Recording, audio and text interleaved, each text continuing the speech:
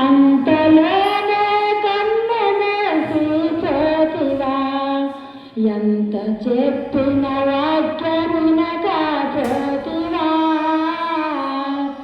సాగిపోతివ చింతతో సమాధికి సాగిపోతివ చింతతో సమాధికి వాదమాడి తంతమాడి అంతలోనే కన్నెను చూచితివా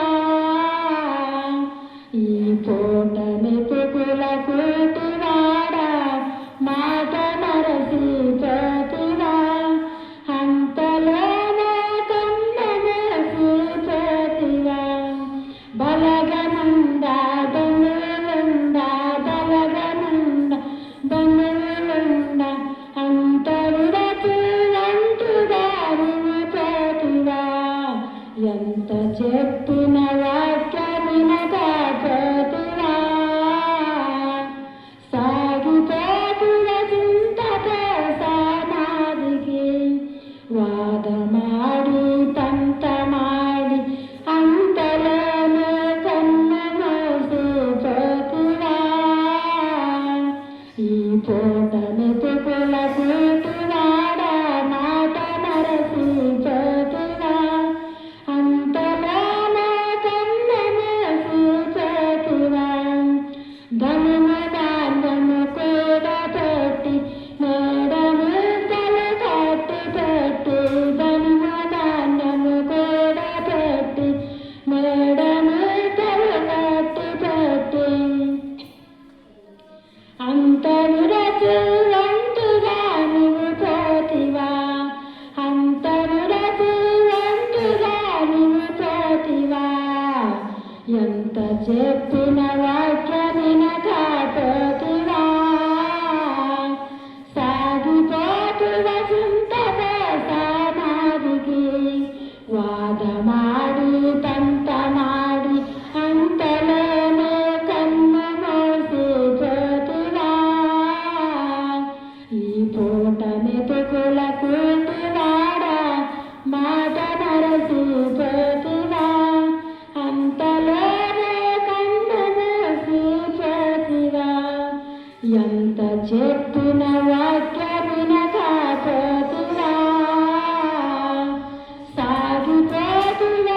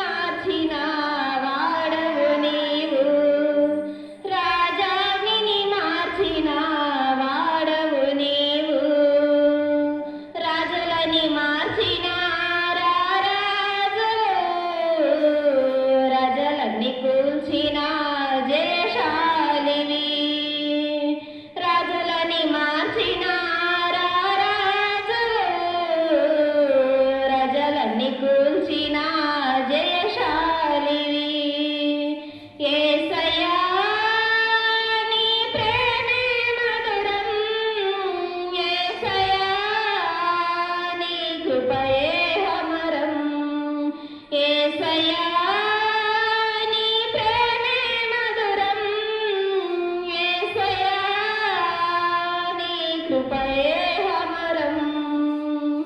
ఇంత మంచి ప్రేమ నీది యేసయ్యా, నీలా ప్రేమించేది ఎవరయ్యా. నీ స్వాస్థ్యమైన నీ ప్రజల మేలులకై, నీ స్వాస్థ్యమైన నీ ప్రజల మేలులకై అధికారులముని అణచినవాడా, అధికారులముని అణచినవాడా, అధికారాలని మార్చినవాడా, అధికారులని మార్చినవాడా, అధికారాలని మార్చినవాడా, అధికారులని మార్చినవాడా. యేసయ్యా నీ ప్రేమే మధురం, యేసయ్యా నీ కృపయే అమరం. యేసయ్యా నీ ప్రేమే మధురం, యేసయ్యా నీ కృపయే అమరం. ఇంత మంచి ప్రేమ నీది యేసయ్యా, నీలా ప్రేమించేది ఎవరయ్యా. నీ స్వాస్థ్యమైన నీ ప్రజల కోసమై, నీ స్వాస్థ్యమైన నీ ప్రజల కోసమై ఆకాశము నుండి మన్నాను పంపావు, ఆకాశము నుండి మన్నాను పంపావు. బండలు చీల్చిన బలవంతుడా, మారా మధురముగా మార్చినవాడా, బండలు చీల్చిన బలవంతుడా, మారా మధురముగా మార్చినవాడా. యేసయ్యా నీ ప్రేమే మధురం, యేసయ్యా నీ కృపయే అమరం. యేసయ్యా నీ ప్రేమే మధురం, యేసయ్యా నీ కృపయే అమరం. ఎంత మంచి ప్రేమ నీది యేసయ్యా, నీలా ప్రేమించేది ఎవరయ్యా. అడగకపోయినా కరలెరిగినా, అడగకపోయినా కరలెరిగినా అల్పాగమేఘము నీవే కదా, అల్పాగమేఘము నీవే కదా. ఇంత మంచి ప్రేమ నీది యేసయ్యా, నీలా ప్రేమించేది ఎవరయ్యా.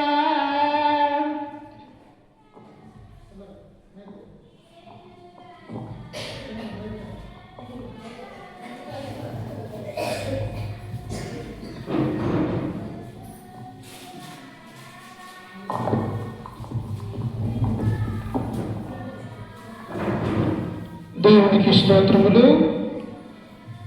సమయం ఇప్పటికే 11:35 అవుతూ ఉన్నది. మన యొక్క ఆరాధన ఉదయం 10:30 ఆరాధన ప్రారంభించబడి 1 గంటకి ముగించబడుతూ ఉన్నది కనుక ఇప్పటి వరకు మనమందరం కూడా ప్రార్థన ద్వారా పాటల ద్వారా తండ్రి అయినటువంటి దేవుణ్ణి మహింపరుచుకుని ఉన్నాము. చిన్న ప్రార్థన చేసుకుని ఆ తదుపరి దేవుని యొక్క వాక్యాన్ని మనమందరము కూడా ధ్యానించుకుందాం. ప్రార్థన. సదా ఆశీర్వాదకు కారణాభూతుడైన మా ప్రియ పరలోకపు తండ్రి, నీ ఘనమైన అత్యున్నతమైన నామానికి వందనాలు, స్తుతి, స్తోత్రములు తండ్రి. గడిచిన కాలమంతయు గడిచిన దినములన్నీ మమ్మల్ని కాచి కాపాడి అయా తండ్రి మా యొక్క జీవితంలో మరొక శ్రేష్టమైనటువంటి యొక్క ప్రభు దినాన్ని మాకు అనుగ్రహించినందుకు నీ పాదాలకు వందనాలు, స్తుతి, స్తోత్రములు తండ్రి. ఇదిగో నేనున్నటువంటి యొక్క ప్రభు దినాన ప్రపంచంలో ఉన్నటువంటి అనేక మంది క్రైస్తవులైనటువంటి బిడ్డలు అందరూ కలిసి తండ్రి ఉదయాన్నే నీ యొక్క పాద సన్నిధానంలో చేరి తండ్రి ఆత్మతోనూ సత్యముతోనూ నిన్ను ఆరాధన చేస్తూ ఉంటుండగా అటు వారిలో మేమును తండ్రి నీ యొక్క పాద సన్నిధానంలో చేరి ఇప్పటి వరకు తండ్రి ప్రార్థన ద్వారా పాటల ద్వారా నీ నామాన్ని గణపరిచి ఉంటుండగా మమ్మల్ని దీవించి ఆశీర్వదించి బలపరచండి తండ్రి. ఇదిగో తండ్రి పరిశుద్ధ గ్రంథంలో నుంచి నీ యొక్క వాక్యాన్ని ధ్యానించబోతూ ఉంటుండగా నిలవబడ్డటువంటి నేను ఎందుకు పనికిరానటువంటి వాడిని తండ్రి.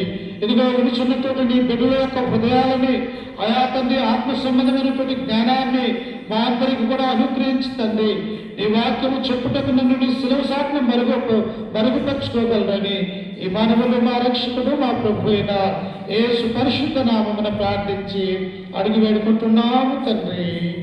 ఆమేన్. క్రీస్తునందు ప్రియమైనటువంటి ఈ ప్రభు దినాన కూడి వచ్చిన సకల పరిశుద్ధులకును చిన్న బిడ్డలకును యవనస్తులకును మన రక్షకుడు ప్రభు అయినటువంటి యేసుక్రీస్తు నామమున మీ అందరికి వందనాలు తెలియజేస్తూ ఉన్నాను. దేవుడు గతించిన ఆదివారం నుంచి ఈ ఆదివారం వరకు మనల్ని అందరినీ కూడా తన రెక్కల కింద భద్రపరిచి మన యొక్క జీవితంలో మరొక రోజు దేవుని యొక్క సన్నిధానంలో చేరి ఆయనను ఆరాధించుకునే గొప్ప భాగ్యాన్ని దేవుడు మనకు అనుగ్రహించినందుకు మనం ఎల్లప్పుడూ దేవునికి కృతజ్ఞతలు చెల్లించాలి ప్రియులు. అందుకనే గతించినటువంటి ఆదివారము మనం ఏ అంశాన్ని గురించి మనం నేర్చుకున్నాం, ఎవరి గురించి మనము తెలుసుకున్నాము అంటే పాత నిబంధనలో ఉన్నటువంటి ప్రవక్త అయినటువంటి యోనా గురించి మనం నేర్చుకున్నాం. యోనా దేవుడు ఎక్కడికి వెళ్ళమన్నాడు, ఆయన ఎక్కడికి వెళ్ళాడు, ఆ తర్వాత ఏం జరిగింది ఆయన యొక్క జీవితంలో, తర్వాత ఆ యొక్క నినివే పట్టణస్థులు ఎలా మారు మనసు పొందారు అన్నటువంటి విషయాన్ని గతించిన ఆదివారం మనమందరం కూడా దేవుని యొక్క వాక్యాన్ని ధ్యానించుకుని ఉన్నాం. నేను కూడా ప్రియులారా మరొక అంశాన్ని మనం నేర్చుకుందాం. ఏంటి ఆ యొక్క అంశం అంటే సిలువను గురించినటువంటి వార్త. ఏంటి ఆ అంశము? సిలువను గురించినటువంటి ఆ యొక్క వార్తనే అంశాన్ని గురించి మనం నేర్చుకుని పోతూ ఉన్నాం. సిలువ అంటే ప్రియులారా ఆనాడున్నటువంటి యూదులకు అది ఎలాంటిదంటే సిలువ మీద ఎవరైనా తప్పు చేస్తే లేకపోతే ఎవరైనా నరహత్య చేస్తే ఆనాడున్నటువంటి పాత నిబంధన యొక్క చట్టములో ఆ యొక్క శిలువ మీద వేలాడదీసినటువంటి వాడు శపించబడినటువంటి వాడు అని పాత నిబంధనలో దేవుని యొక్క మాటలుగా ఆనాడు ఉన్నటువంటి ప్రజలుగా మనము చూడగలం. కానీ యేసుక్రీస్తు వారు 2025 సంవత్సరాలకు ముందు ఒక శరీరధారిగా యొక్క లోకానికి వచ్చి నీవు నేను ఎలాగైతే ఈ లోకంలో ఒక మానవులుగా పిలువబడుతూ ఉన్నామో అలాగనే దేవుని యొక్క కుమారుడైనటువంటి ఆయన ఒక్కగానొక్క కుమారుడైనటువంటి యేసుక్రీస్తు వారు కూడా 2025 సంవత్సరానికి ముందు ఒక మానవుడిగా ఈ లోకానికి ఆయన వచ్చినట్టుగా మనము చూడగలం ప్రియులారా. అయితే ఆయన ఈ లోకానికి రావటం అనేది ఎలా జరిగినదంట? అది దేవుని యొక్క సంకల్పము. ఈ లోకంలోనికి రావాలా, లోకంలో ఉన్నటువంటి మానవాళిని రక్షించాలి అంటే ఒక పరిశుద్ధులైనటువంటి దేవుని యొక్క కుమారుడు ఈ లోకానికి అవసరమై ఉన్నది కనుక దేవుడు ఏం చేశాడంటే ఏదైనా తోటలో ఉన్నటువంటి ఆదాము అవ్వ ఎప్పుడైతే దేవుని యొక్క ఆజ్ఞను అతిక్రమించి వారు పాపానికి కారకులయ్యారో వెంటనే దేవుని యొక్క రక్షణ సంకల్పము ఆ ఆదికాండము 3వ అధ్యాయం 17వ వచనంలో మనము చదువుకుంటే స్త్రీ సంతానముగా ఈ లోకానికి రాబోతూ ఉన్నాడని దేవుడు సెలవించినాడు. అంటే ఆయన ఎందుకు వస్తూ ఉన్నాడట? మానవుల్ని రక్షించడానికి. లోకంలో పడి పాపములో పడి అపరాధములో పడి లేవలేనటువంటి స్థితిలో ఉన్నటువంటి మానవాన్ని రక్షించడానికి పరిశుద్ధుడైనటువంటి మనిషి ఈ లోకానికి అవసరమై ఉన్నది కనుక క్రీస్తు రావాల్సినటువంటి అవసరత ఏర్పడ్డది. అంతేకాదు ప్రియులారా, అన్యులకు యూదులకి అసలు సాంగత్యం అనేది లేదు. వీరు ఒకరినొకరు చూసుకుంటే ఎంతో దూరంగా నిలుచుండేవారు, ప్రయాణించేవారు.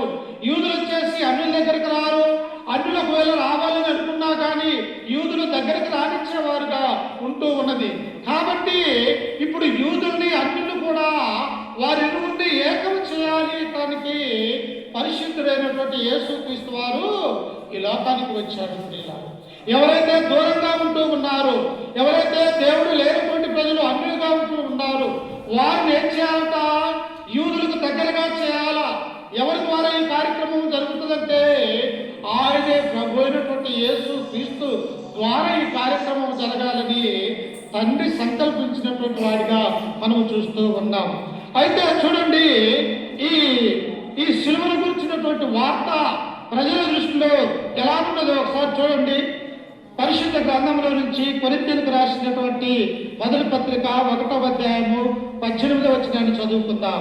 చూడండి ఒకసారి.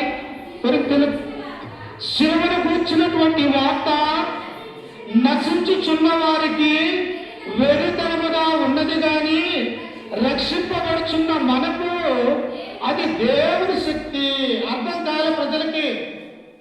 ఒక పరిశుద్ధుడైనటువంటి లోకరక్షకుడు ఒక దొంగ వలె కలవరికిలో ఆ యొక్క గోల్గొతా అనేటువంటి ఆ కొండ మీద సిలువ వేయబడుతూ ఉన్నాడంటే ఇతను ఎన్ని పాపాలు చేస్తుంటే, ఒక నేరం చేసినటువంటి వారి మధ్య, దొంగల మధ్య ఆయన సిలువ వేయబడుతూ ఉన్నాడని ఆనాడున్నటువంటి ప్రజలందరూ కూడా ఈయన ఏదో తప్పు చేశాడు, అందుకే సిలువ మరణానికి అప్పగించారు అని చెప్పేసి ఆనాడున్నటువంటి రోమీయులు, అన్యులు, అలాగనే యూదులు అందరూ కూడా ఆయన చూసి ఎగతాళి చేసినటువంటి వారిగా క్రీస్తు ప్రభువుని మనం చూడగలం. కానీ ఎందుకు శిలువ మరణం పొందకపోతే, యేసు క్రీస్తు వారు ఆ కలువరిగిరిలో తన యొక్క రక్తాన్ని కార్చకపోతే లోకంలో ఉన్నటువంటి మనకు దేవుని యొక్క క్షమాపణ లేదు, మనము పరిశుద్ధులు కాలేము, ఎన్నటికీ కూడా దేవుని చెంతకు మనము రాలేము. కనుక ఆ పరిశుద్ధుడైనటువంటి రక్తాన్ని ఆ కలువరిగిరిలో శిలువలో వేలాడి తీసినప్పుడు ఆ రక్తము ప్రజలందరి మీద కూడా పడుతున్నట్టుగా మనము చూస్తూ ఉన్నాం. అందుకని పిల్లలు ఇక్కడ ఏమంటూ ఉన్నట్టే, కొరింథీ సంఘంలో ఉన్నటువంటి వారికి అపోస్తలుడైనటువంటి పౌలు అంటూ ఉన్నాడు, అయ్యా ఎందుకు మీరు శిలువను గురించి అపార్థం చేసుకుంటూ ఉన్నారు? శిలువ మీద ఉన్నటువంటి యేసుక్రీస్తు వారు నీ నా పాపముల కొరకు యొక్క లోకానికి వచ్చాడు అన్నటువంటి ఆ విషయాన్ని మీరెందుకు మర్చిపోతూ ఉన్నారని ఆ కొరింథీయులకు చెబుతూ వారికి పత్రిక రాస్తూ ఆయన ఏమంటూ ఉన్నాడంటే, ఆ చూడండి 18వ వచనంలో, సిలువను గూర్చిన వార్త నశించుచున్న వారికి వెరితనము కానీ రక్షింపబడుచున్న మనకు దేవుని శక్తి. ప్రియుల ఏమనుకుంటారు అన్యులు? ఈనాడు దేవుని నమ్ముకోండియా, రెండవ రాకడ రాబోతూ ఉన్నది, మీ యొక్క మనసును మార్చుకోవాలా, ఈ లోకంలో మన యొక్క ప్రాణము మన యొక్క శరీరంలో ఉండగానే ఆ పరిశుద్ధుడైనటువంటి యేసు క్రీస్తునందు మనము విశ్వాసం ఉంచాలా అని మనము ఇతరులకు దేవుని యొక్క వాక్యాన్ని బోధిస్తే వారేమంటారో తెలుసా? శిలువ మీద ఉన్నటువంటి యేసుక్రీస్తు వారు 3 మేకులు తీసుకోలేని వాడు దేవుడు ఎలా అవుతాడని చెప్పేసి ఈనాడు అనేక మంది కూడా అన్యులు దేవుని యొద్దకు రాలేనటువంటి స్థితిలో ఉంటూ ఉన్నారు. నిజమే, వారి దృష్టిలో 3 మేకులు తీసుకొని ఆయన రాలేక కాదు, కాకపోతే ఆ శిలువ మరణము పొందాలనేది తండ్రి యొక్క అభిష్టము, తండ్రి యొక్క సంకల్పము కనుక మానవాళి కొరకు తన యొక్క ప్రాణాన్ని ఈ లోకంలో పెట్టాలన్నది దేవుని యొక్క చిత్తము కనుక దేవుని చిత్త ప్రకారము క్రీస్తు ఆ శిలువలో బలియాగము, నీ నా పాపముల కొరకు ఆయన బలియాగం కావలసినటువంటి అవసరత ఏర్పడ్డట్టుగా మనం చూస్తూ ఉన్నాం. అందుకని ఆ కింద వచనంలో చూడండి ఒకసారి ఏమనుకుంటుందో ఈ లోకం, ఒకసారి చూడండి కింద వచనంలో, ఇందు విషయమై జ్ఞానుల జ్ఞానమును నాశనము చేతును, వివేకుల వివేకమును శూన్యపరుతును. కొరింథీలో ఉన్నటువంటి వారు ఎలాంటి వారు తెలుసా? సామాన్యమైనటువంటి ప్రజలు కాదు. మనము ఒకటి ఆలోచన చేస్తే వారు 10 ఆలోచన కలిగినటువంటి వారు. అంతేకాదు, వారు అత్యధికమైనటువంటి జ్ఞానాన్ని సంపాదించడానికి గ్రీకులు మరి తాపత్రయపడే వారిగా ఈ కొరింథీయులు ఉంటున్నట్టుగా మనము చూడగలుగుతూ ఉన్నాం. ఈ జ్ఞానం ఏమంటూ ఉన్నది? శిలువ మీద ఉన్నటువంటి వాడు కిందికి దిగలేడు కనుక దేవుడు అన్నటువంటి వాడు మరణించటమేంది, ఒక మానవుడిగా ఈ లోకంలో పుట్టడం ఏందన్నది వీరి యొక్క జ్ఞానాన్ని మనము చూడగలుగుతూ ఉన్నాం. అందుకని ఇక్కడ దేవుడు ఏమంటూ ఉన్నాడంటే, నేను జ్ఞానుడి యొక్క జ్ఞానమును నాశనము చేతును. దేవుడి యొక్క లోక జ్ఞానాన్ని ఏమన్నాడు? వెర్రితనం అన్నాడు. ఈ లోకంలో మనము జ్ఞానవంతులమని, లేకపోతే మనము బలవంతులమని, లేకపోతే ఒకవేళ మనము ధనవంతులమని లోకంలో మనం వెర్రవీగుతూ ఉన్నామేమో. అందుకే దేవుడు ఏమంటున్నాడో తెలుసా? నీ యొక్క జ్ఞానము దేవుని యొక్క దృష్టిలో, నా దృష్టిలో ఏంటిదో తెలుసా, అది వెర్రితనము, నీ జ్ఞానము ఎందుకు పనికిరాంది అని చెప్పేసి ప్రభువు వారు సెలవిస్తూ ఉన్నారు ప్రియులారా. అందుకనే ఇక్కడ వారికి ఏమర్థం కావట్లా, సిలువ వచ్చినటువంటి వార్త నశించుచున్న వారికి వెర్రితనముగా ఉన్నది. ఎవరైతే ఈ లోకంలో నశించిపోతూ ఉన్నారో, ఎవరైతే దేవుని యొద్దకు రాలేకపోతూ ఉన్నారో, ఎప్పుడైతే యేసుక్రీస్తును తన సొంత రక్షణగా అంగీకరించకపోతే వారి జీవితం అంతా కూడా నాశనం కావడానికి అవకాశం ఉంటూ ఉన్నది ప్రియులారా.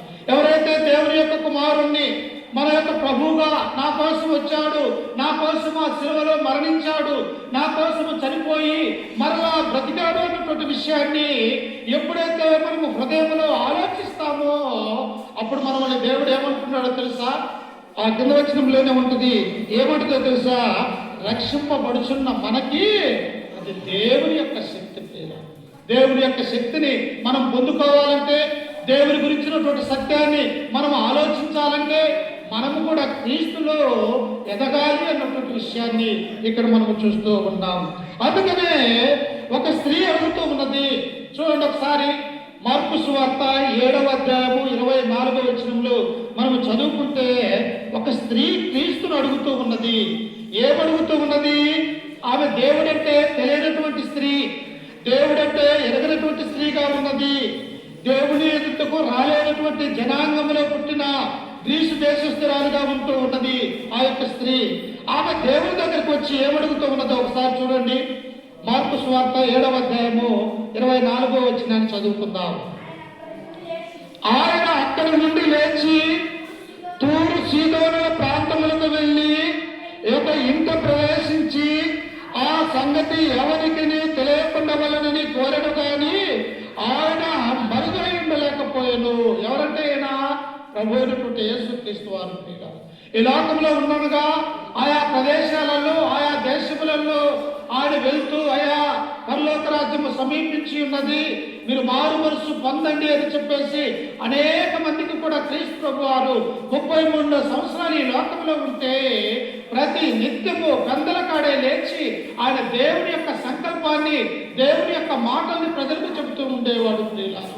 అలాగనే ఎక్కడికి వెళ్ళాడంటే ఆయన తూరు సీదోను అనేటువంటి ప్రాంతానికి వెళ్ళి ఉన్నాడు. అక్కడికి వెళ్ళి ఒక ఇంటిలోని కూర్చొని, అయ్యా నేను వచ్చింది ఎవరికి కూడా తెలియజేయవద్దు, నేను వచ్చి దేవుని యొక్క సంకల్పాన్ని మీకు తెలియజేస్తూ ఉన్నానని ఆ యొక్క తూరు సీదోను అనేటువంటి ప్రాంతానికి వారు వచ్చినప్పుడు ప్రియులారా, అది కుర్చీ తీసేది వచ్చినప్పుడు ఏం జరుగుతుందంటే, కానీ క్రీస్తు వచ్చేదానికి ఎలా ఉంటుందంట, ఎవ్వరూ కూడా ఆయన కోసం ఎదురు చూసేవారిగా ఉంటూ ఉన్నారు. ఎప్పుడు వస్తాడో లోకరక్షకుడు, ఆయన యొక్క మాటలు ఎలా వినాలా, ఆయన యొక్క విన్నటువంటి మాటలను ఎలా నా హృదయంలో భద్రపరుచుకోవాలని చెప్పేసి ఆనాడున్నటువంటి గ్రీసు దేశస్తులు కూడా క్రీస్తు కొరకు ఎదురు చూస్తూ ఉంటూ ఉన్నారు ప్రియులారా. అప్పుడు ఒక స్త్రీ వస్తూ ఉన్నది ఆయన దగ్గరికి. చూడండి 25వ వచనంలో, అపవిత్రాత్మ పట్టిన చిన్న కుమార్తె గల యొక్క స్త్రీ ఆయనను గూర్చి విని వచ్చి ఆయన పాదముల మీద పడేది. ఏంటమ్మా పాదముల మీద పడేది ఎవరు? ఎవరైతే బలహీనులుగా ఉంటూ ఉన్నారు. మనం ఈ లోకంలో ఎవరి పాదాల మీద పడతాము? మనకి ఏదన్నా అనారోగ్యం కలిగినప్పుడు, లేకపోతే చావు మరణ అంచులకు వచ్చినప్పుడు మనతో పాటు ఉన్నటువంటి వారు డాక్టర్ల దగ్గరికి వెళ్ళాయా, నా యొక్క కుమారుణ్ణి లేకపోతే నా యొక్క కుమార్తెను లేకపోతే నా యొక్క ఆరోగ్యాన్ని బాగు చేయాలి అని చెప్పేసి వారి పాదాల మీద పడేవారిగా మనం ఉంటూ ఉన్నాం. ఎందుకు? లోకములో నుంచి మనం ఎప్పుడు మరణిస్తామేమో, ఎప్పుడు చనిపోతామేమో అని చెప్పేసి భయముతో చేసే పనిగా ఉంటూ ఉన్నది ప్రియులారా. కానీ ఇక్కడ ఒక గ్రీసు దేశస్థురాలైనటువంటి ఒక స్త్రీ తన యొక్క కుమార్తె అపవిత్రాత్మ బట్టి అల్లాడిపోతూ ఉన్నది ప్రియులారా. తనలో ఉన్నటువంటి ఆ ఆత్మ పక్కకు పోయి సాతాను యొక్క జ్వరబడి ఆ చిన్నదాన్ని బాధపడుతూ ఉన్నప్పుడు ఆ తల్లివి యేసు క్రీస్తు గురించి విన్ని అనే మాటని మనం అక్కడ చూస్తూ ఉన్నాం. ఈనాడు ఎన్ని మార్లు మనం వింటా ఉన్నాం ప్రియులారా. అనేక మంది స్వార్థికుల ద్వారా దేవుని యొక్క చిత్తము గురించి, యేసు క్రీస్తు యొక్క ఆ గొప్పతనాన్ని గురించి, ఆయన ఎందుకు ఈ లోకానికి వచ్చాడు, ఎందుకు మానవుడిగా జన్మించాడు, ఆయన ఎందుకు కలవరిగిరిలో మరణించాడు, ఎందుకు ఆయన ఈ మన కొరకు తన యొక్క ప్రాణాన్ని, తన యొక్క రక్తాన్ని కార్చాడు అని ఈనాడు మనము సువార్తను వింటూ ఉన్నప్పటికీ కూడా మనం ఏం చేస్తూ ఉన్నాము? ఇంకా దేవుని యొద్దకు రాలేనటువంటి వారిగా మనం ఉంటూ ఉన్నాం. కానీ ఈ స్త్రీ ఏం చేసిందంట? ఆయనను గూర్చి విని వచ్చి ఆయన పాదముల మీద పడెను. వాస్తవంగా యూదులకి సమరయులకు కానీ, లేకపోతే యూదులకి అన్యులకు కానీ సాంగత్యం అనేది బైబిల్లో లేదు ప్రియులారా. ఎందుకో తెలుసా?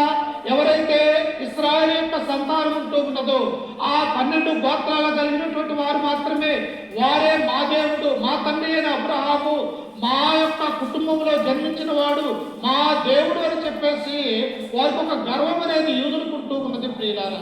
అన్యుల్ని దగ్గరికి రానిచ్చేవారిగా, వారు అన్యుల్ని దూరంగా ఉంచేవారిగా వారు ఉంటూ ఉన్నారు. కానీ ఎప్పుడైతే యేసు క్రీస్తు యొక్క లోకానికి వచ్చాడో అన్యుల్ని దగ్గర చేస్తున్నటువంటి వాడిగా మనం చూడగలుగుతూ ఉన్నాం. అప్పుడు ఆ యొక్క స్త్రీ ఏమంటుందంట? ఆయనను గూర్చి విని వచ్చి ఆయన పాదముల మీద పడెను. ఆ స్త్రీ సురోపెనేతే వంశమందు పుట్టిన గ్రీసు దేశస్థురాలు. ఆమె తన కుమార్తెలలో నుండి ఆ దయ్యమును వెళ్ళగొట్టమని ఆయనను వేడుకొనెను. ప్రియులారా, మానవుని యొక్క జీవితంలో ఏదో ఒక సమయాన మనము దేవుని యొక్క చెంతకు వస్తే దేవుని యొక్క దీవెనలు పొందుకోవడానికి అవకాశం ఉంటూ ఉన్నది ప్రియులారా. మనము ఏ స్థితిలోనైనా ఆయనను చేరుకోవాలని ఆయనకి ఇష్టముగా ఉంటూ ఉన్నది ప్రియులారా. ఎప్పుడు వస్తారా నా యొక్క పిల్లలు, ఎప్పుడు వస్తారా నా యొక్క కుమారులు కుమార్తెలు నా దగ్గరకు వస్తే నేను వారిని ఆశీర్వదించగలను కదా అని ఈనాడు దేవుడు ఎదురు చూస్తూ ఉన్నాడు. కానీ ఆయన కుమారులుగా కుమార్తెలుగా పెడుతున్నా మనమేం చేస్తూ ఉన్నామంటే ఇంకా దేవునికి దూరమై పోతూ ఉన్నాం. కానీ యొక్క స్త్రీ తన యొక్క బిడ్డ అపవిత్రాత్మ బట్టి అల్లాడిపోతూ ఉన్నది. ఈ యొక్క సురోనిక అనేటువంటి ఈ యొక్క స్త్రీ తూరు సీదోన్ అనేటువంటి ప్రాంతానికి యేసుక్రీస్తు వచ్చి ఉన్నాడని విని వెంటనే ఆయన పాదముల మీద పడి, అయ్యా నా కుమార్తెకు పెట్టినటువంటి ఆ పవిత్రాత్మను నీవు మాత్రమే తీసేయగలవు, నీవు మాత్రమే దేవుని యొక్క కుమారుడు అని ఆమె విశ్వసించి ఆయన నమ్ముకొని ఆయన ఎద్దకు వచ్చి ఆయన పాదముల మీద పడ్డట్టుగా మనము చూస్తూ ఉన్నాం. ప్రియులారా, దేవుని యొక్క పాదాల మీద పడితే, దేవుని ఎద్దకు వస్తే ఆయన అన్నిటినీ మనకి ఇచ్చేవాడిగా ఉంటూ ఉన్నాడు. ప్రియులారా, ఏ అవసరం కలిగి వచ్చినా, ఏ బాధ కలిగి మనం వచ్చినా కానీ మన హృదయంలో ఉన్నటువంటి ఆలోచనలు ఎరిగినటువంటి దేవుడు మనకి ఏది అవసరమో అది ఇవ్వటానికి దేవుడు సిద్ధపాటు కలిగి ఉన్నట్టుగా మనం చూస్తూ ఉన్నాం. అయితే ఈ యొక్క సురోపనేకు చెందిన ఈ స్త్రీ గ్రీసు దేశస్థురాలు దేవుని యొక్క మాట విన్నది. ఆయన పాదముల మీద పడి నా కుమార్తెను బాగు చేయాలని ఆయన వేడుకుంటున్నట్టుగా మనం చూస్తూ ఉన్నాం.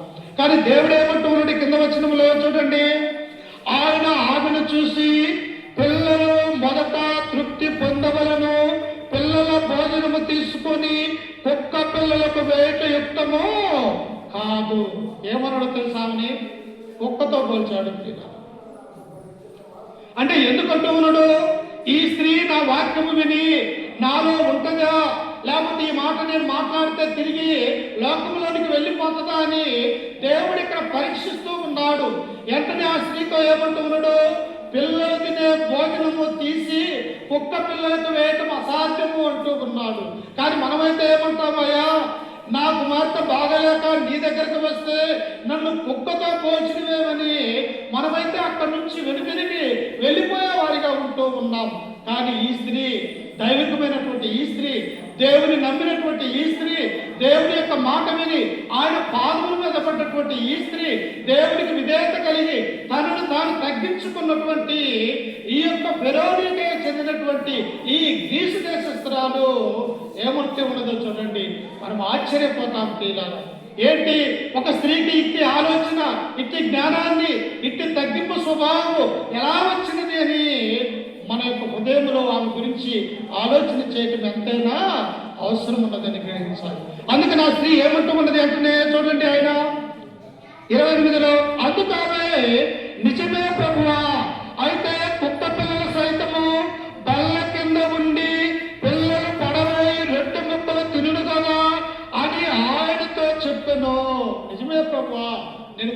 లాంటి మనిషినే. నా జీవితం నీలోనికి రాకముందు భ్రష్టమైనటువంటి మనసుగా ఉంటూ ఉన్నది. దేవుని యొక్క కుమారుడుని నేను తెలుసుకొనక ముందు ఈ లోకంలో అనేకమైనటువంటి పాపాలు కార్యక్రమాలు చేసినటువంటి స్త్రీగా నేను ఉంటున్నాను. కానీ ఎప్పుడైతే మా యొక్క దేశము తూరు సీదోనటువంటి ఈ దేశానికి నీవు వచ్చి ఉన్నావు, నీ గురించి నేను తెలుసుకున్నాను, నీవు లోకరక్షకుడు అని నేను అంగీకరిస్తూ ఉన్నాను.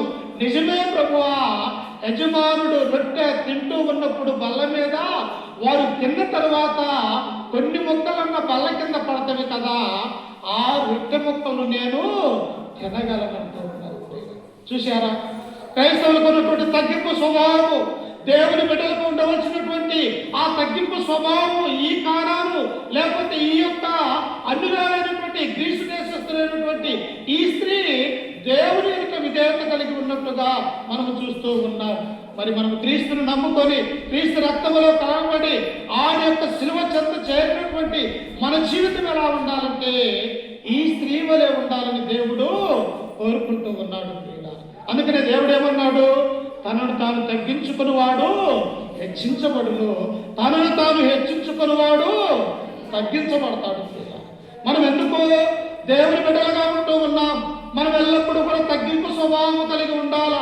మనల్ని ఇతరులు దూషించినప్పటికీ, లేకపోతే ఇతరులు మన మీద నింద వేసినప్పటికీ, లేకపోతే అనేక మంది మన గురించి చెడ్డ ఆలోచనలు చేస్తూ ఉన్నప్పటికీ అవి విని కూడా ఒక క్రైస్తవ స్త్రీగా లేకపోతే దేవుని యొక్క కుమారులుగా కుమార్తెలుగా మనము క్రీస్తును ధరించుకుని ఉన్నాము కనుక మనము కూడా ఈ స్త్రీ వలె తగ్గింపు స్వభావం కలిగి ఉండాలని ఈమె గురించి దేవుడు ఈ గ్రంథంలో రాయించి ఉన్నాడు.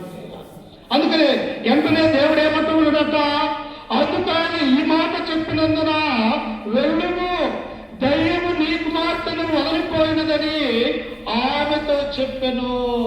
ఒక్కన్నా ఆమె వెళ్ళిపోలేదు.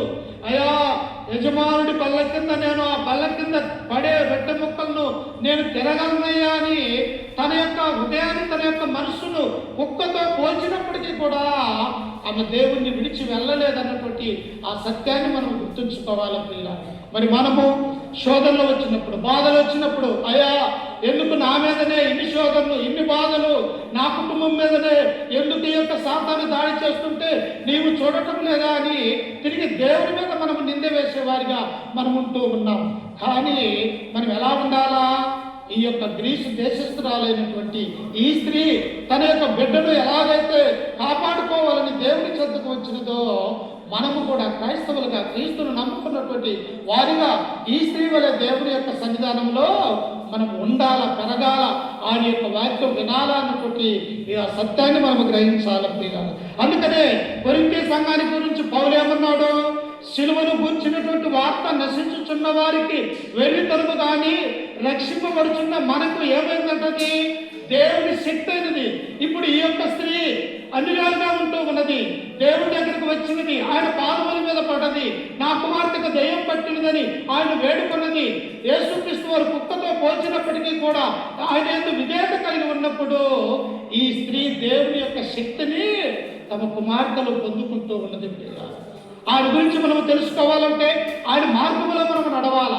ఆయన గురించినటువంటి సత్యాన్ని, ఈయన సర్వోన్నతుడైన దేవుని కుమారుడని మనము తెలుసుకోవాలంటే దేవుని యొక్క వాక్యానుగుణంగా మనము నడుచుకుంటే అందులో ఉన్నటువంటి ఆ మర్మము, ఆయన యొక్క చిత్తము, ఆయన యొక్క సంకల్పము మనకు అర్థం కావాలి అంటే మనము కూడా క్రీస్తు అడుగు జాడలలో నడిచేవారిగా ఉండాలని ఈ గ్రంథం మనకు సెలవిస్తూ ఉంది. అందుకని పౌలేమనుడు కొరింథీయులకు రాసినటువంటి మొదటి పత్రిక 11వ అధ్యాయం 1వ వచనంలో ఏమన్నాడు, నేను క్రీస్తును పోలి నడుచుకున్న ప్రకారము మీరు నన్ను పోలి నడుచుకోవాలా. నేను క్రీస్తును పోలి నడుచుకున్నా. ఆయన ఈ లోకంలో ఎలాగైతే తగ్గింపు స్వభావం కలిగి ఉన్నాడు, ఆయన ఈ లోకంలో ఉన్నప్పుడు ఏ పాపం లేని వాడిగా ఉన్నాడు, ఆయన ఈ లోకంలో ఉన్నప్పుడు ఆయన అన్యులను యూదులను ఎలా ప్రేమించి తన దగ్గరికి తీసుకుని ఉన్నాడు, నేను అట్టి ప్రేమను పొందుకొని ఇదిగో క్రీస్తు అడుగుజాడల్లో నేను నడుస్తూ ఉన్నాను అని అపోస్తలుడైనటువంటి పౌలు సెలవిస్తూ ఉన్నాడు. ప్రియుల, మరి మనము ఎవరిని బట్టి నడవాలా? ఎవరి మార్గంలో మనం నడిస్తే మనం నిజమైనటువంటి క్రైస్తవులుగా ఆయన యొక్క కుమారులుగా కుమార్తెని లోకంలో ఎలా బ్రతకాలి అంటే క్రీస్తు యొక్క మాటలలో, క్రీస్తు అడుగుజాడలలో మనం నడిచేవారిగా ఉండాలని ఈ యొక్క వాక్యం మనకు సెలవిస్తూ ఉన్నది. అందుకనే సిలువను గురించినటువంటి వార్త ఎవరికి వెరితనముగా ఉన్నది? నశించుచున్న వారికి, అపరాధంలో ఉన్న వారికి, లోకములో ఉన్న వారికి, దేవుని యొక్కకు రాలేనటువంటి వారికి, దేవుని యొక్క సత్యము తెలియనటువంటి వారికి వెరితనముగా ఉన్నది. కానీ దేవుని దగ్గరకు వచ్చినటువంటి ఈ స్త్రీకి ఏమైపోయిందంటే ఇప్పుడు తన కుమార్తెకు పట్టిన అపవిత్రాత్మను దేవుని శక్తి ద్వారా, దేవుని మాట ద్వారా ఆ దెయ్యం వదిలిపోయినట్టుగా మనము చూస్తూ ఉన్నాం ప్రియులారా. అందుకనే దేవుడు ఏమంటాడో తెలుసా? అడుగుడి మీకు ఇయ్యబడును, వెతుకుడి దొరుకుదును, తట్టుడి తలుపు తీస్తుంది. మనం అడగాల, దేవా నాకు ఈ అవసరం ఉన్నది, లేకపోతే నా యొక్క కుమారులు కుమార్తెలు మారు మనసు కలిగలేక నీ యొక్కకు రాలేకపోతూ ఉన్నారయ్యా, ఇదిగో నా కుటుంబము క్రైస్తవ కుటుంబముగా వర్ధిల్లాలయ్యా అని మనము నిత్యము దేవుడిలో ప్రార్థనలో అడిగేవారిగా ఉండాలి అని దేవుడు అంటూ ఉన్నాడు ప్రియులారా. ఇంకా మనం చూసినట్టయితే దేవుడు మన మీద ఏం చేస్తూ ఉన్నాడో తెలుసా? తన ప్రేమను వెల్లడిపరుస్తూ ఉన్నాడు. మనకు అర్థం కావట్లా, మానవులుగా ఉన్నటువంటి మనము దేవుని యొక్క ప్రేమ, దేవుని యొక్క సంకల్పము అర్థం కానటువంటి వారిగా మనం ఉంటూ ఉన్నాం. కానీ సిలువలో ఉన్నటువంటి ఆయన, సిలువ మీద అనేకమైనటువంటి శ్రమలు పొందుతున్నటువంటి ఆయన తల మీద ముళ్ళ కిరీటం ఉన్నది, రెండు చేతులలో మేకులు, కాళ్ళకు మేకులు, ఇన్ని శ్రమలు అనిపిస్తున్నప్పటికీ కూడా మానవుని ఎట్లా ఏం చూపిస్తున్నాడో తెలుసా? తన ప్రేమను లోకంలోనికి వెల్లడిపరుస్తూ ఉన్నాడు. ఎలాగ వెల్లడిపరుస్తూ ఉన్నాడంట ఒకసారి చూడండి. రోమీయులకు రాసినటువంటి పత్రిక 5వ అధ్యాయము 5వ వచనాన్ని మనం చదువుకుందాం.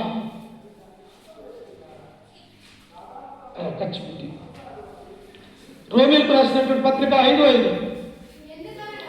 ఎందుకనగా చదువమ్మా. 5:5 రోమీయులకు రాసినటువంటి పత్రిక 5:6.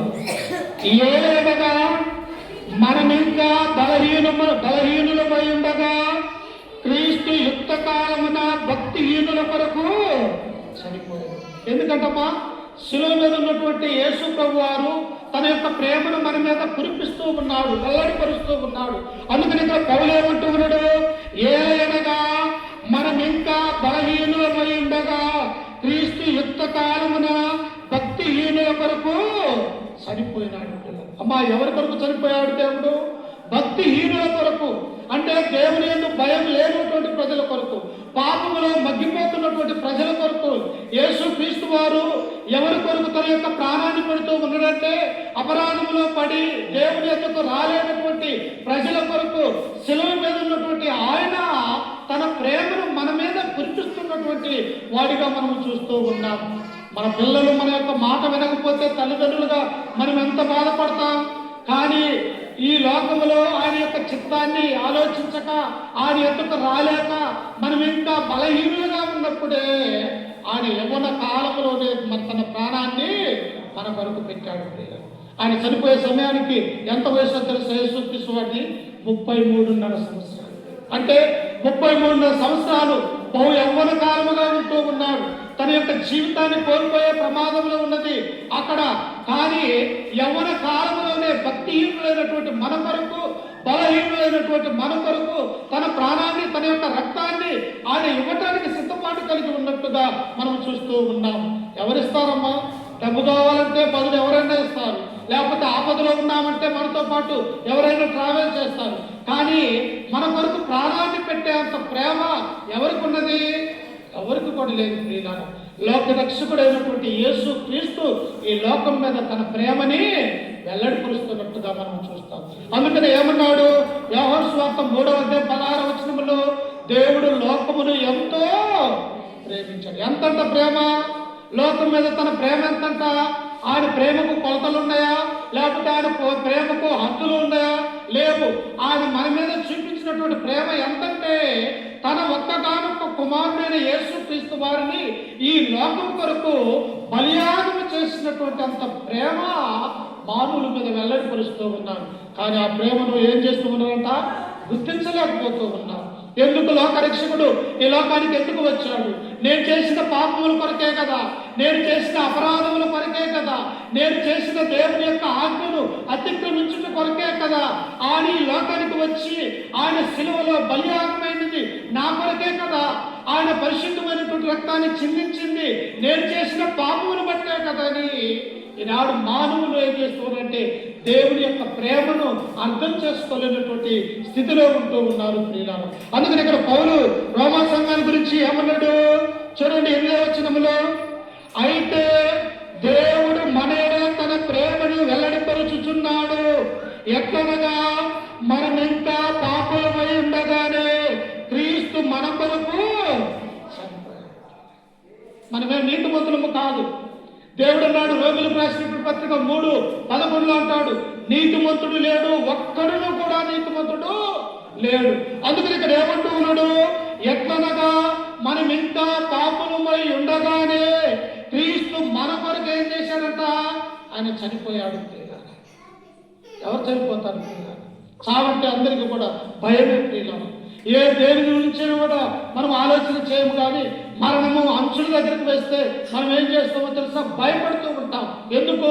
ఇక చనిపోతే ఈ లోకంలో నేననేవాడిని ఉండను, అందరినీ కూడా మరవబడతాము, నేను చనిపోతున్నానే అని చెప్పేసి ఈ శరీరాన్ని వెళ్ళిపోతూ ఉన్ననే, బంధువులను రక్త సంబంధికులని ఈ లోకాన్ని నేను వెడలిపోతున్నానన్నటువంటి ఆ భయము చనిపోతున్నటువంటి ప్రతి ఒక్కరికి కూడా ఉంటుంది.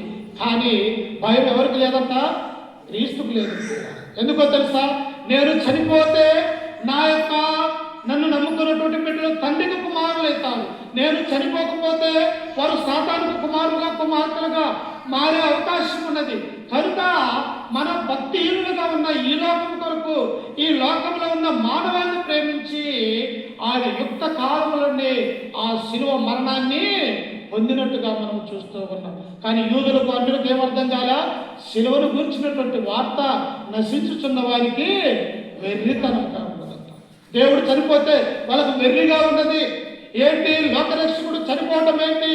ఆయన దేవుడైతే ఆ యొక్క శిలువ మీద నుంచి బయటికి రాలేడా అని ఆయన అనేక మంది కూడా అపహాస్యం చేశారు.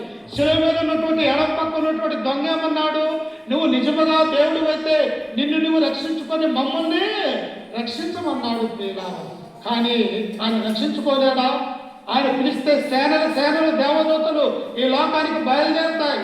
కానీ మన కొరకు మనల్ని రక్షించడానికి తన ప్రాణాన్ని శిలువలో బలియాగం కావలసినటువంటి అవసరత దేవుడు కల్పించినట్టుగా మనం చూస్తూ ఉన్నాం. అందుకని ఇప్పుడు ఏమంటున్నాడు చూడండి 9వ వచనంలో, కాబట్టి ఆయన రక్తము వలన ఇప్పుడు నీతిమంతులుగా తీర్చబడి మరింత నిశ్చయముగా ఆయన ద్వారా ఉగ్రత నుండి రక్షింపబడదుము. మనం ఇప్పుడు ఎలా రక్షింపబడ్డామంట? శిలువలో ఆయన కార్చిన రక్తము ద్వారా లోకములో ఉన్నటువంటి ప్రతి మానవుడు కూడా ఆయన రక్తముతో కడగబడ్డాడు అని, ఆయన రక్తము ద్వారా మనము రక్షింపబడ్డామన్నటువంటి ఈ నిజాన్ని దేవుడు తెలియపరుస్తూ ఉన్నాడు ప్రియులారా. అందుకనే మనము పాపులమై ఉండగానే క్రీస్తు మన కొరకు చనిపోయాడు. లోకంలో ఉన్న మన కొరకు తన ప్రేమని శిలువ మీద ఉన్నటువంటి ఆ దేవుడు వెల్లడిపరుస్తూ ఉన్నాడు. ఎంత ప్రేమిస్తూ ఉన్నాడో తెలుసా?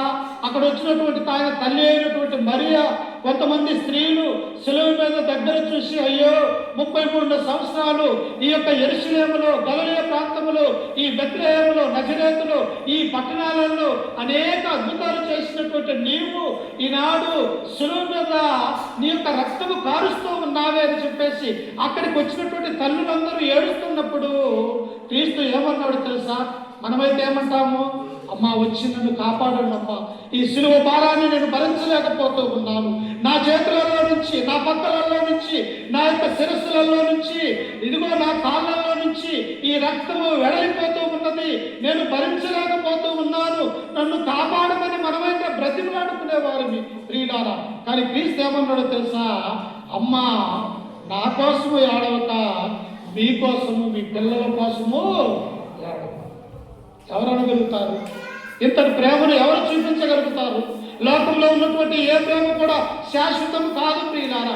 భార్యాభర్తల ప్రేమ అది కొంతవరకే, తల్లిదండ్రుల ప్రేమ కొంతవరకే, అన్నదమ్ములది, రక్త సంబంధికులది అది ఈ లోకం వరకే. కానీ దేవుని యొక్క ప్రేమ ఎలాంటిదో తెలుసా? ఈ లోకంలో బ్రతికినంత కాలము, ఆ మరణించిన ఆత్మ ఆ పరలోక రాజ్యంలో ఉన్నంత కాలము కూడా క్రీస్తు మన ఎడల ప్రేమ చూపించేవాడిగా ఆయన ఉంటున్నట్టుగా మనం చూస్తూ ఉన్నాం. కాబట్టి శిలువను గురించినటువంటి వార్త ఎలాంటిదంటమ్మా? అది దేవుడి యొక్క శక్తి అని మనం గుర్తు చేసుకోవాలి. ఇంకా ఏమంటూ ఉన్నాడు ఆయన? ఏమంటూ ఉన్నాడు చూడండి. గలతీయులకు రాసినటువంటి పత్రిక 2వ అధ్యాయం 20వ వచనములో మనము చదువుకుంటున్నప్పుడు అపోస్తలుడైనటువంటి పౌలు గలతీ సంఘానికి తెలియపరుస్తూ ఆయన ఏమంటూ ఉన్నాడో చూడండి ఒకసారి. గలతీయులకు రాసినటువంటి పత్రిక 2వ అధ్యాయం 20వ వచనములో, నేను క్రీస్తుతో కూడా సిలువబడి ఉన్నాను, ఇతను జీవించువాడును నేను కాను, క్రీస్తే నా యందు జీవించుచున్నాడు. ఎవరన్నారు ఈ మాట? క్రీస్తు రక్తంలో కడగబడి యేసుక్రీస్తు యొక్క నామమున బాప్తిసం పొంది మనము రక్షింపబడి సంఘములో చేర్చబడిన తర్వాత మనము అనవలసినటువంటి మాట ఏం ప్రియులారా? అందుకనే పౌలంటూ ఉన్నాడు, ఓ గలతీయులారా, మీరు నన్ను శ్రమ పెట్టాలని చూడబాకండి. ఇదిగో క్రీస్తులో నేను శ్రమపడి ఆయన యొక్క మరణములో నేను కూడా పాలు పొందుకొని ఒక క్రైస్తవుడిగా, దేవుని యొక్క సేవకుడిగా, అపోస్తలుడిగా పిలువబడినటువంటి నా మీద మీరు ఇన్ని నిందలు వేస్తూ ఉన్నారే. అందు విషయం ఈయనేమంటూ ఉన్నారంటే 20వ వచనంలో మనం చదువుకుంటే, నేను క్రీస్తుతో కూడా సిలువ వేయబడి ఉన్నాను. ప్రభు అయినటువంటి యేసుక్రీస్తు వారు ఈ లోకంలో ఉన్నప్పుడు ఏమన్నాడో తెలుసా? ఎవరైనా నన్ను వెంబడింప గోరిన ఎడల తన సిలువను వాడు ఎత్తుకోవాలంట. ఏం చేయాలంట? ఎవరైనా నన్ను వెంబడింపాలని కోరిన ఎడల తన సిలువను ఎత్తుకోవాలంటూ ఉన్నాడు. సిలువ అంటే దేనికి గుర్తుగా ఉన్నది? శ్రమలకు గుర్తుగా ఉంటూ ఉన్నది. ఎవడైనా నన్ను వెంబడింపకోరితే వాడి యొక్క జీవితంలో శ్రమలనే వస్తాయి.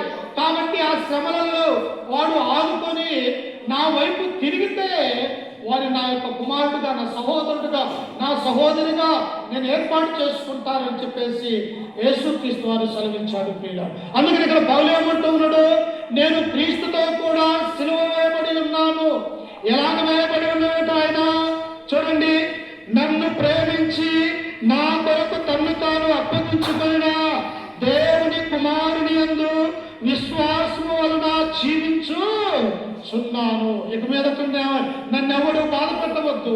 నేను క్రీస్తుతో కూడా సిలువ వేయబడి ఉన్నాను. క్రీస్తు ఎలాగైతే ఆ యొక్క సిలువ మరణము పొందుకుంటూ ఉన్నాడో, నా యొక్క జీవితంలో కూడా యూదుల వల్ల కుట్ర వలనైనా, సముద్రములలో ఆపదలలో, దొంగల వలనైనా ఆపదలలోను, నా స్వజనులైన ఆపదలలోను అనేక మార్లు నేను పోరాటములు తిన్నాను. నా యొక్క జీవితం అంతా కూడా ఈ శిలువ శ్రమలనే విషయంలో నేను నలిగిపోయి ఉన్నానని అపోస్తలుడైనటువంటి పౌలు అంటూ ఉన్నాడు ప్రియుల. మరి మన జీవితము మనకట్టి శ్రమలేవి రాలేదు లేదు ప్రియుల. కానీ మనకొచ్చే శ్రమలు దేవుడు అంటాడు, మీరు ఎంత శ్రమ పడతారో అంతవరకే ఆయన శ్రమ అని ఇచ్చేవాడిగా ఉన్నాడు. ఆ తదుపరి ఏం చేస్తాడు? నా యొక్క బిడ్డలు ఇంకా నలిగిపోతారేమని చెప్పేసి మనల్ని ఒక తల్లి వారిని ఆదరించినట్టుగా మనల్ని హత్తుకునేవాడిగా దేవుడు ఉన్నాడు. చూశారా? అందుకనే అక్కడ ఉన్నటువంటి గ్రీస్ దేశస్తులకి, ఆ జ్ఞానులకి ఏమర్థం కాలేదు? సిలువను గురించినటువంటి వార్త వారి దృష్టిలో ఏమైపోయిందంటే వెర్రితనముగా ఉన్నది. కానీ రక్షింపబడుతున్న మనకి ఆయన సిలువ మరణం పొందకపోతే, ఆ సిలువ మీద బలియాగం కాకపోతే, ఆ సిలువ మీద తన యొక్క రక్తము కార్చకపోతే మనకు రక్షణ అనేది ఉండదా అమ్మా? లేదు అన్నటువంటి విషయాన్ని ఇక్కడ మనం చూస్తూ ఉన్నాం. ఇంకా మనము చూసినట్టయితే ప్రియులారా, సిలువ ద్వారా మనకు ఏమొస్తుందో తెలుసా? పాప క్షమాపణ కలుగుతుంది. మనం ఎన్ని పాపాలు చేసినా, క్రీస్తులోనికి రాకముందు మన జీవితంలో ఎన్ని అబద్ధాలు ఆడినా, ఎన్ని మోసాలు చేసినా, ఒక్కసారి దేవుని నమ్ముకొని దేవుని యందు భయభక్తులు కలిగి ఆ సిలువ దగ్గరకు వచ్చిన మనము, ఆయన రక్తములో పాల్పంచుకుంటున్నటువంటి మనము ఆ బాప్తిసం పొందిన తర్వాత మన యొక్క జీవితంలో ఏం జరుగుతుందో తెలుసా? పాప క్షమాపణ అనేది జరుగుతుంది. అంటే మనము చేసినటువంటి పాపాన్ని దేవుడు తన బాప్తిసం అనే కార్యక్రమం ద్వారా తీసివేసి ఒక నూతనమైనటువంటి ఒక జన్మ ఎలాగైతే ఉంటూ ఉన్నదో మానవుని జీవితంలో, అలాగే నూతనంగా క్రీస్తులో మనం అందరం కూడా జన్మిస్తాము అని ఈ గ్రంథం మనకు సెలవిస్తూ ఉన్నది. అందుకనే దేవుడు ఏమన్నాడు? మార్కు సువార్త 16:16 మనం చదువుకుంటే, మీరు సర్వలోకములకు వెళ్ళి సర్వ సృష్టికి సువార్తను ప్రకటించండి, నమ్మి బాప్తిసం పొందినవాడు రక్షింపబడును, నమ్మని వారికి. మరి మనం నమ్ముదామా? యేసుక్రీస్తును సొంత రక్షకుడిగా అంగీకరించి, ఎందుకు నా కొరకు ఆయన బలియాగమయ్యాడు, ఎందుకు యేసుక్రీస్తు వారు ఆ శిలువలో తన యొక్క రక్తాన్ని కార్చాడు అని మనం ఏం చేయాలో తెలుసా? తన పాప క్షమాపణ నిమిత్తము క్రీస్తులో మనమందరము ఆయన యొక్క కుమారులుగా కుమార్తెలుగా జీవించాలని దేవుని యొక్క సంకల్పం అని జ్ఞాపకం చేసుకోవాలి ప్రియులారా. అందుకని ఏమన్నాడు ఆయన? మనము శిలువ ద్వారా మనకి ఏం జరుగుతూ ఉన్నదంట? పాప క్షమాపణ జరుగుతూ ఉన్నది. అందుకనే రోమీయులకు రాసినటువంటి పత్రిక 8వ అధ్యాయం 1వ వచనంలో చదువుకుంటే పౌలు ఏమన్నాడు ఒకసారి చూడండి. రోమీయులకు రాసినటువంటి పత్రిక 8వ అధ్యాయం 1వ వచనంలో, కాబట్టి ఇప్పుడు క్రీస్తు యేసు నందున్న వారికి ఏ శిక్ష విధియో. అమ్మా, తప్పు చేసినటువంటి వారికి శిక్ష ఉంటుందా ఈ లోకంలో? ఖచ్చితంగా ఉంటుంది. కానీ ఇక్కడ దేవుడు ఏమంటూ ఉన్నాడో తెలుసా? కాబట్టి ఇప్పుడు క్రీస్తు యేసు నందున్న వారికి ఏ శిక్ష విధి లేదని దేవుడు ఒక ఆజ్ఞను జారీ చేసినట్టుగా మనం చూస్తూ ఉన్నాం. ప్రియులారా, మన యొక్క జీవితంలో క్రీస్తును కలిగి ఉంటే ఎన్ని మేలును పొందుతాము. క్రీస్తును కలిగి ఉంటే నా జీవితంలో ఎన్ని ఆశీర్వాదాలు దేవుడు మనకు అనుగ్రహిస్తాడో చెప్పలేము ప్రియులారా. అందుకనే దేవుడు ఏమంటున్నాడంటే, శిలువ మరణము ద్వారా పాప క్షమాపణ మానవులకి కలుగుతూ ఉన్నదని గ్రంథం మనకు సెలవిస్తూ ఉంది. అందుకనే కొలస్సీలకు రాసినటువంటి పత్రిక 1:13 ఏమన్నాడు ఒకసారి చూడండి. అపోస్తలుడైనటువంటి పౌలు గారు కొలస్సీ సంఘానికి రాసినటువంటి పత్రిక 1వ అధ్యాయం 13వ వచనాన్ని చదువుకుందాం. ఆయన మనల్ని అంధకార సంబంధమైన అధికారములో నుండి విడుదల చేసి, ఎక్కడి నుండంట? నువ్వు క్రీస్తును నమ్ముకుంటే, క్రీస్తు రక్తంలో నీవు కడగబడాలంటే, నీవు దేవుని యొక్క కుమారుడుగా కుమార్తెగా ఈ లోకంలో నువ్వు పిలువబడాలి అంటే, మన పాపానికి క్షమాపణ కలగాలి అంటే దేవుడు ఎక్కడి నుండి మనల్ని విడిపిస్తూ ఉన్నాడంట? ఆయన అంధకార సంబంధమైన చీకటిలో నుండి మనల్ని విడిపిస్తూ ఉన్నాడు. ప్రియులారా, మన జీవితం ఎలాంటిదో తెలుసా? అంధకార సంబంధమైన చీకటి గల జీవితం, దేవుడి నుండి దూరమైపోయినటువంటి స్థితి. మన జీవితం ఎలాంటిదో తెలుసా?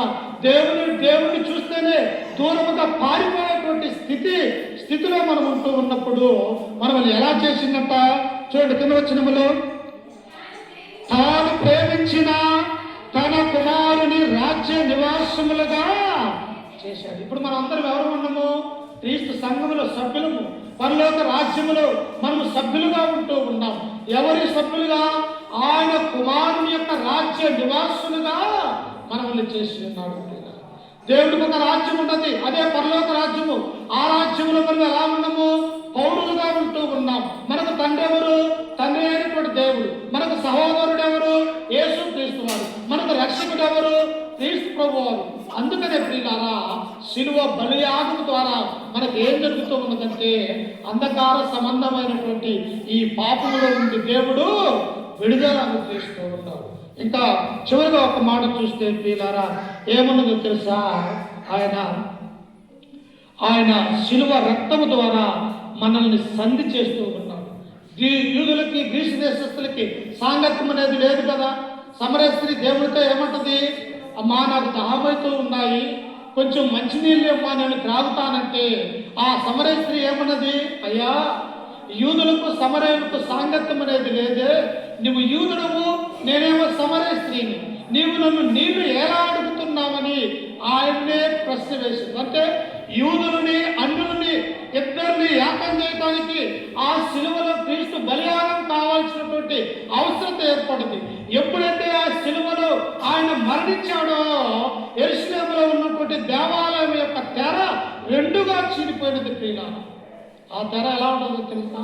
తెల్లగా యెరూషలేము యొక్క మందిరం బంగారంతో నిర్మించబడినటువంటి ఆ మందిరము ఈ గోల్కొత్తా కొండ మీద క్రీస్తు శిలువ మరణాన్ని పొందుతూ ఉన్నప్పుడు అవి వెంటనే ప్రభువా నా యొక్క ఆత్మను చేర్చుకోమని శిలువ మీద ఉన్నటువంటి యేసుక్రీస్తు ఎప్పుడైతే సెలవిచ్చాడో, ఈ యెరూషలేములో ఉన్నటువంటి దేవాలయం యొక్క తెర రెండుగా చీలిపోయినది. ఎందుకు చీలిపోయినది? అన్యులను యూదులను ఏకం చేయటానికి క్రీస్తు తన యొక్క రక్తాన్ని చిందించవలసినటువంటి అవసరత ఏర్పడదని మనము చూడగలుగుతాం. ఇంకా ఏమన్నాడు? లూకాసు వార్త 19వ అధ్యాయం 10వ వచనంలో చదువుకుంటే, నశించిన దానిని వెదకి రక్షించుటకు మనుష్య కుమారుడు ఈ లోకానికి వచ్చి, ఎవరైతే నశించిపోతూ ఉన్నారు, ఎవరైతే దేవునికి దూరమైపోతూ ఉన్నారు, వారిని తిరిగి దేవుని యొద్దకు నడిపించడానికి క్రీస్తు ఈ లోకానికి రావాల్సినటువంటి అవసరత ఏర్పడది అని మనం గుర్తు చేసుకోవాలి. అందుకనే కొరింథీయులకు పౌలు ఏమన్నాడు తెలుసా? శిలువను గురించినటువంటి వార్త నశించుచున్న వారికి వెర్రితనము కానీ, రక్షింపబడుచున్న మనకి దేవుని శక్తి ప్రియ. మరి ఆ శక్తిని పొందుకోవాలంటే క్రీస్తు దగ్గరకు రావాలి. ఆ ఆశీర్వాదాలు పొందుకోవాలంటే క్రీస్తు రక్తంలో కడగబడి ఉండాలి. కాబట్టి ప్రకటన గ్రంథం 2వ అధ్యాయం 10వ వచనంలో ఆయన అంటాడు, మరణము వరకు నమ్మకముగా ఉన్న వారికి జీవ కిరీటమును పంచుకుంటాడు. అంటే ఎలా ఉండాలా? 1 సంవత్సరం కాదు, 2 సంవత్సరాలు కాదు, 10 సంవత్సరాలు కాదు, మన జీవిత కాలం అంతా కూడా క్రీస్తునందు విశ్వాసం కలిగి, నమ్మకము కలిగి, భయం కలిగి, భక్తి కలిగి ఉన్నట్టయితే మనం ఈ లోకంలో మరణించినప్పటికీ కూడా ఆత్మ సంబంధమైనటువంటి పరలోక రాజ్యము మనకున్నది కనుక దేవుడు ఏమన్నాడు తెలుసా? జీవ కిరీటాన్ని నీవు పొందుకుంటావు అంటూ పౌలు ఇదే విషయం అన్నాడు. ఏమన్నాడు ఆయన?